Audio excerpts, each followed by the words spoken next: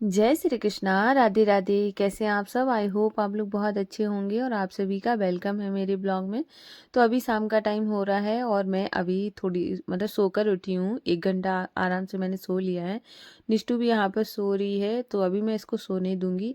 और मुझे ना रात से भी ज़्यादा अच्छी नींद दोपहर में आती, बहुत अच्छी। लेकिन अभी ना काम की वजह से नींद हो नहीं पाती। कभी कभी सो पाती हूँ, नहीं तो मतलब हो नहीं पाता। लेकिन अगर मैं सो जाऊँ ना तो बहुत रिलैक्स फील होता है। मतलब ऐसा हो जाता है ना कि आप पूरे दिन काम कर रहे हो और दोपहर में थोड़ा सा आपने नैप ले लिया है, तो आपको रिलैक्स तो फील होगा ही।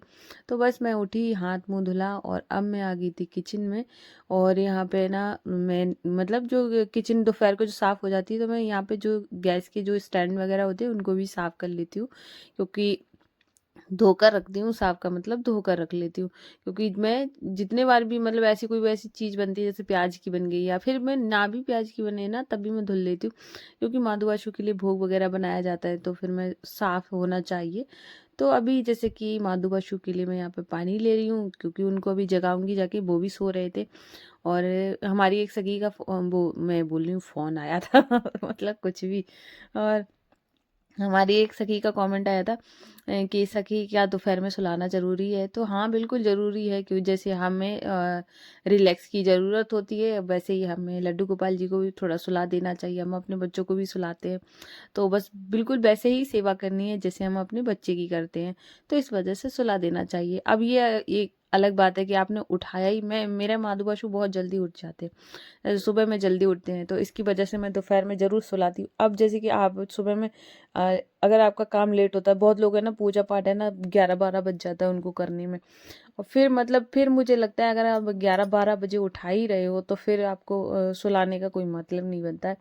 उससे तो अच्छा वो थोड़ा बहुत मतलब बैठे रहे तो ज़्यादा अच्छा है।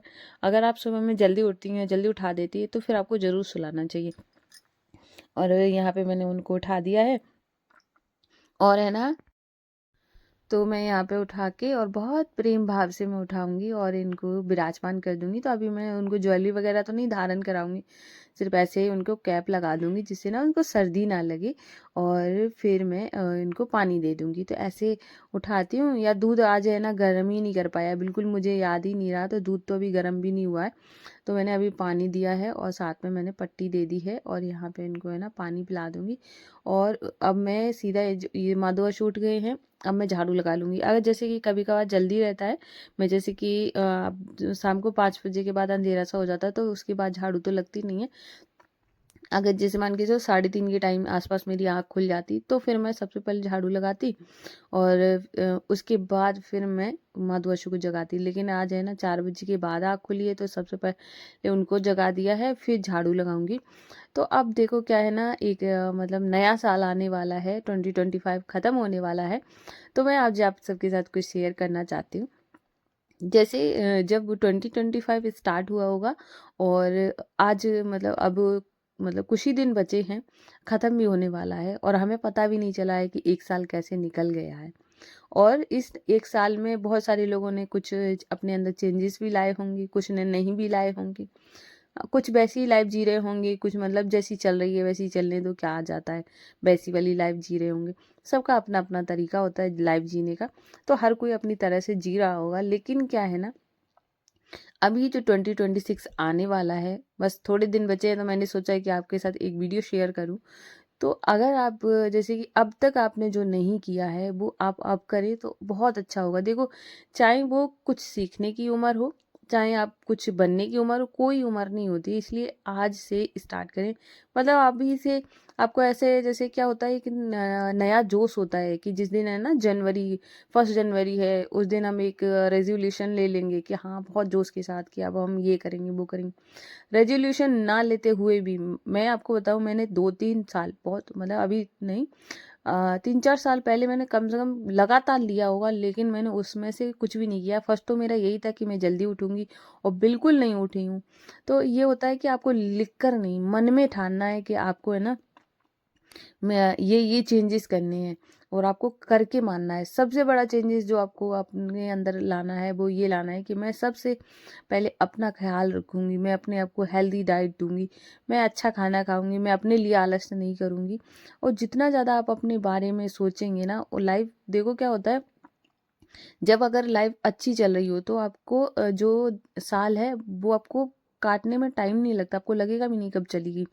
वही अगर लाइफ में सारी चीज़ें, आप बीमार हो, आपके घर में दिक्कत चल रही है, आपको बहुत तरह तरह के ख्याल आ रहे हैं, एंजाइटी हो रही है, तो आपको पता है 1 साल तो छोड़ो, 1 महीना मुश्किल कटने में लगता है, कि ऐसे लगता है कि कैसे कटेगा, मतलब हर दिन बोझ जैसा लगता है। तो ये बोझ ना बने और बहुत अच्छी लाइफ चले, इसके लिए आपको थोड़े से एफर्ट लगाने हैं अपनी लाइफ में। आप ये जो 26 आ रहा है, इसमें आप जो चाहती है ना वो करके देखने की कोशिश करें कि हाँ, मैं जो चाह रही हूँ मैं उसको पाऊंगी, चाहे कुछ भी हो जाए, मैं उसमें अपना 100% दूंगी।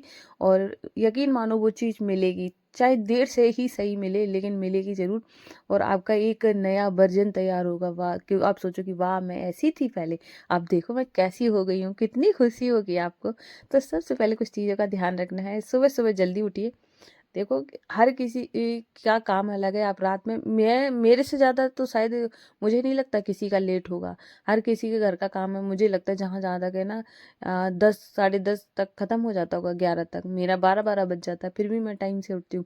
तो मेरे से ज़्यादा तो किसी का ख़राब होगा नहीं। तो अगर आपका भी मेरा जैसा ही है, तब भी आप उठ सकते हो। अगर मेरे से जल्दी है तब तो और ज़्यादा अच्छा है कि आप टाइम से उठ सकते हो। तो आप सुबह में जल्दी उठिए। उठने के बाद थोड़ा सा गर्म पानी पीजिए। अगर आपके बच्चे, जैसे अभी क्या है ना, विंटर चल रहा है और तो अभी छुट्टियां हो जाएंगी, तो अभी आपके पास होंगे 10 दिन, तो आराम से 10-15 दिन, तब है ना आप आराम से उठने के बाद है ना जल्दी उठोगी, तो थोड़ा सा योगा वगैरह भी कर सकती हो, मेडिटेशन कर सकती हो।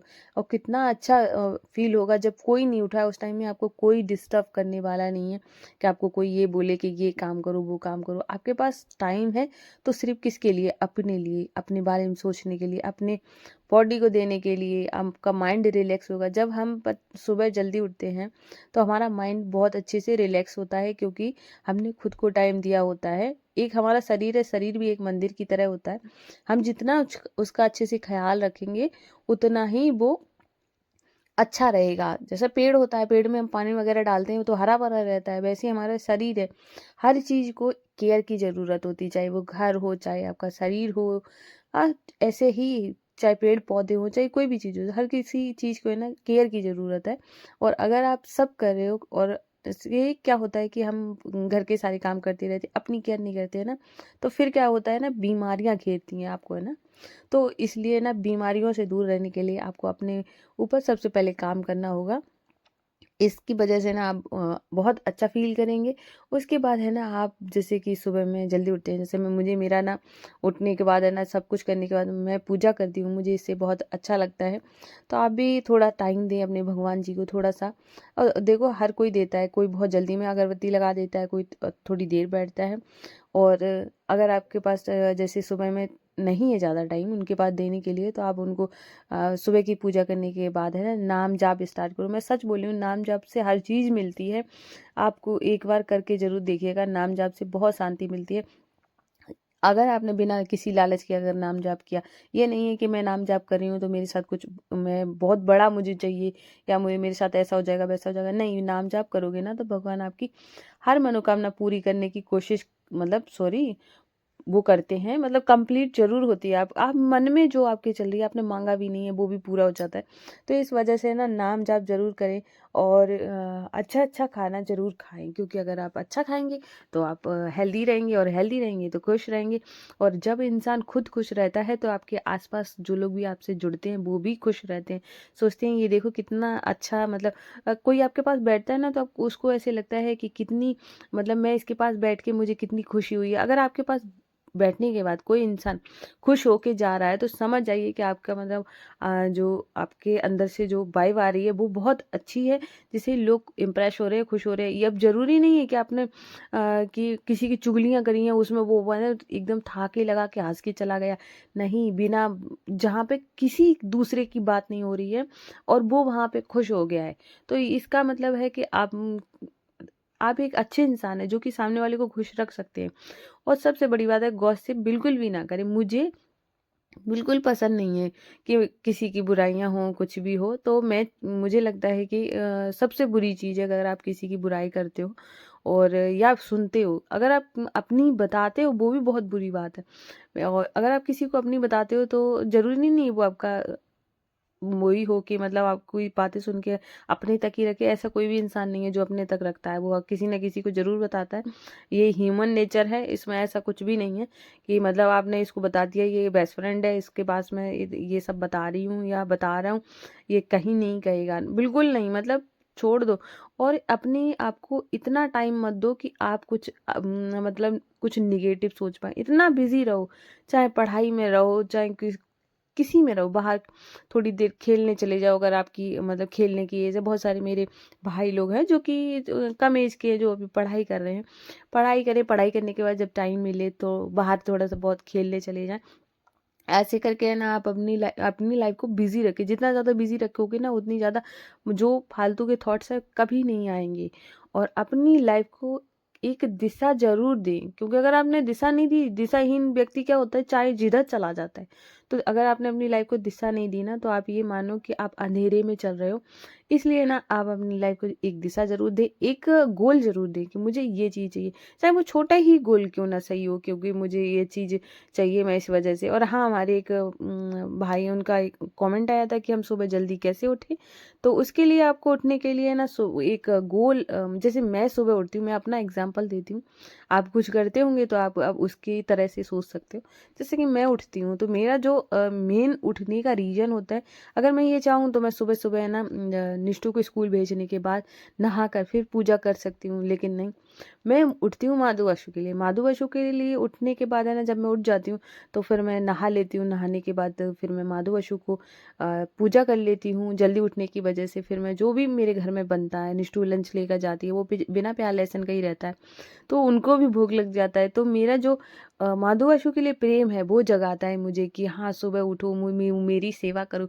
तो जब आपके पास कोई रीजन होता है ना उठने का, तब आपकी आँख ना अपने आप खुल जाती है। आपको किसी को जगाने की ज़रूरत नहीं पड़ती कि कोई आपको आके जगाए कि उठ जाओ।